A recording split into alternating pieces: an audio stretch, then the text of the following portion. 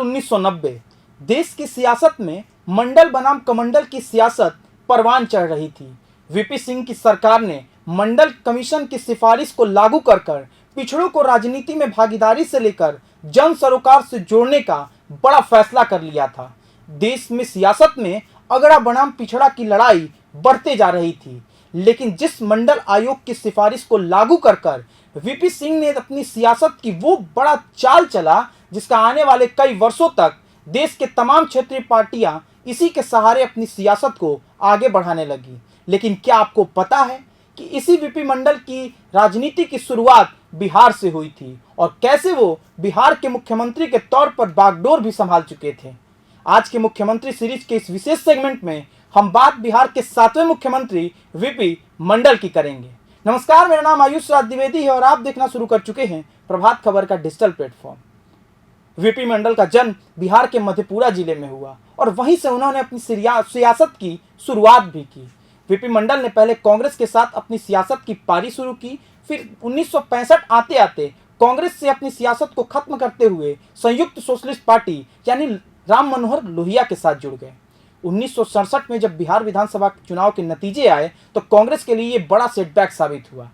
बिहार में पहली बार गैर कांग्रेसी सरकार का निर्माण हुआ और उस दौर में बिहार में महामाया प्रसाद सिन्हा के नेतृत्व में बिहार में संयुक्त सोशलिस्ट पार्टी, प्रजा सोशलिस्ट पार्टी, जनसंघ और वाम दलों के साथ सरकार का गठन हुआ। महामाया प्रसाद सिन्हा बिहार के मुख्यमंत्री बने और उनके सरकार में कई पिछड़े नेताओं को मंत्रिमंडल में शामिल किया गया, जिसमें सबसे बड़े चेहरे के तौर पर कर्पूरी ठाकुर को जाना जाता है।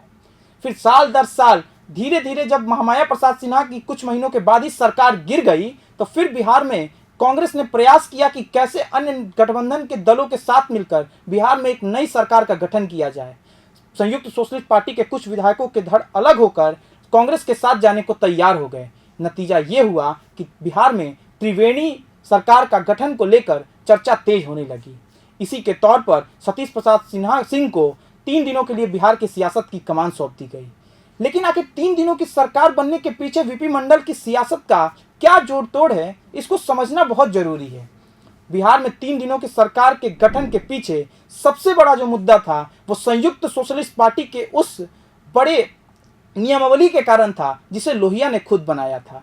लोहिया के कहना था कि आने वाले दिनों में कोई भी प्रदेश अध्यक्ष, सांसद या विधान परिषद का कोई भी नेता बिहार सरकार में मंत्री नहीं बन सकता। लेकिन साल 1967 में जब बिहार में सरकार का गठन हुआ तो उस समय सतीश प्रसाद सिंह के कैबिनेट में वीपी मंडल ने बतौर स्वास्थ्य मंत्री का पदभार संभाला। लोहिया इस बात से अनभिज्ञ थे, इस बात से वो नाराज भी हुए।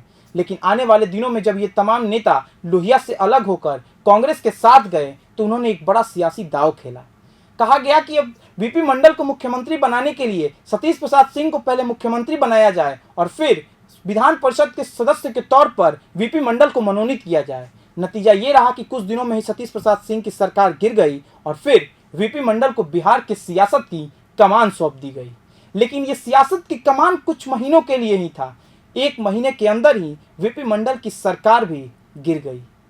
गिरने के पीछे सबसे बड़ा कारण बताया गया मुजफ्फरपुर से लेकर हाजीपुर तक हुए उस 1 महीने के दौरान सांप्रदायिक हिंसा ने। सांप्रदायिक हिंसा का दौर इतना बढ़ता चला गया कि कांग्रेस के अंदर ही एक बड़ा धड़ा वीपी मंडल के खिलाफ खड़ा हो गया। उस धड़े का नेतृत्व कर रहे थे बिहार के पूर्व मुख्यमंत्री और मिथिला से आने वाले विनोदानंद झा। नतीजा ये रहा कि वीपी मंडल को सरकार गंवानी पड़ गई और फिर भोला प्रसाद शास्त्री को बिहार का अगला मुख्यमंत्री बना दिया गया। लेकिन आने वाले कई वर्षों के बाद अभी वीपी मंडल का और बड़ा कद बढ़ने वाला था। साल 1977 जब इमरजेंसी के दौर के बाद देश में जनता पार्टी की लहर चल रही थी तो उस दौरान जनता पार्टी ने मधेपुरा से वीपी मंडल को फिर एक बार मैदान में उतारा। वीपी मंडल लोकसभा पहुंचे और उसके बाद मोरारजी देसाई की सरकार ने 1978 में पिछड़ा आयोग का गठन किया। उस पिछड़ा आयोग के गठन में अध्यक्षता की जिम्मेदारी वीपी मंडल को सौंपी गई। लेकिन सरकार की अस्थिरता और कांग्रेस का पुनः वापसी के बाद 1980 से लेकर 89 तक के दौर में कांग्रेस बिहार देश की सत्ता की बागडोर संभालती रह गई।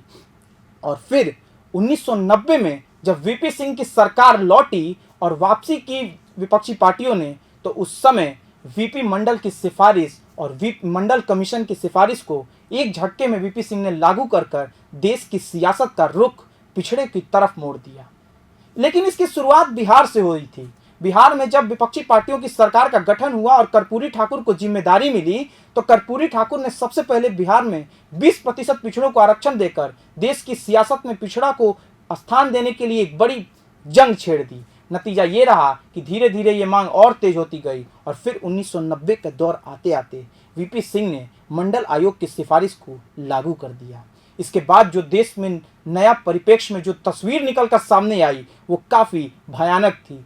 बिहार से लेकर उत्तर प्रदेश तक कई जगहों पर अगड़े बनाम पिछड़े की सियासत दिखने लगी, हंगामा होने लगा, अलग अलग हिंसा के दौर देखने को मिलने लगे। लेकिन ये आने वाले दिनों में लालू प्रसाद यादव से लेकर रामविलास पासवान और शरद यादव से लेकर मुलायम सिंह यादव तक के लिए सियासत में एक बड़ा रुख मोड़ने वाला ये कदम साबित हुआ। यही कारण है कि आज भी बिहार से लेकर उत्तर प्रदेश और झारखंड तमाम छोटे छोटे राज्यों में आज भी जब पिछड़ों की सियासत को लेकर कई बार सवाल खड़े किए जाते हैं तो इन्हीं वीपी मंडल की आयोग की सिफारिश को ये तमाम नेता आगे बढ़ाते हुए नजर आते हैं। तो ये कहानी थी बिहार के 7वें मुख्यमंत्री बिंदेश्वरी प्रसाद मंडल की। आगे के अगले मुख्यमंत्री सीरीज के अगले एपिसोड में हम आपको कहानी सुनाएंगे बिहार के एक और पिछड़ा मुख्यमंत्री भोला प्रसाद शास्त्री के बारे में। आगे की तमाम वीडियो के लिए आप बने रहिए प्रभात खबर के डिजिटल प्लेटफॉर्म। प्रभातखबर.com, विश्वास वही, रफ्तार नहीं।